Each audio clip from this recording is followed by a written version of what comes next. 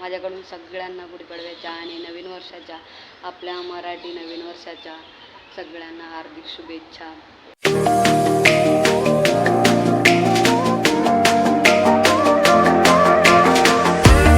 आणि आज आहे गुढीपाडवा. सो मित्रांनो, माझ्याकडून तुम्हा सगळ्यांना गुढीपाडव्याच्या हार्दिक शुभेच्छा. आणि मी आहे इकडे वर्सोवाला ड्युटीला, सो मला काही घरी जायला भेटणार नाही. कोणत्याच सणाला मी घरी नसते मित्रांनो, खूप वैताग येतो आहे. आणि आत्ता तर मी पुढच्या महिन्यात सुट्टी घेणार आहे, त्याच्यामुळं मी आता या गुढीपाडव्याला सुट्टी घेतली नाही.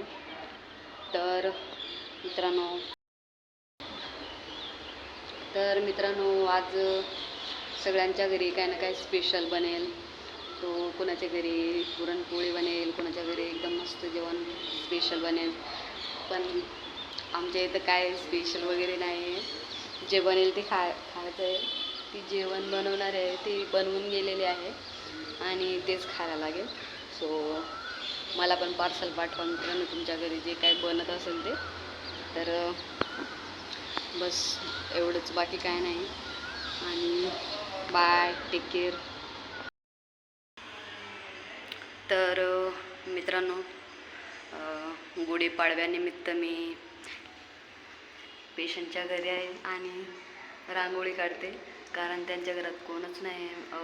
त्या आंटी आहेत, त्या सध्या आजार आहेत, त्याच्यामुळे इथे रांगोळी काढायला मला सांगितले आणि रांगोळी काढते. सो मी तर जास्त रांगोळी काढत नाही, पण थोडीशी ट्राय करते. तर मित्रांनो, फायनली मी अशी रांगोळी काढलेली आहे आणि इकडे गुढीपाडव्याच्या शुभेच्छा असं नाव लिहिलेलं आहे. सो झाली माझी रांगोळी कंप्लीट. तुम्हाला आवडली असेल तर नक्की सांगा मला.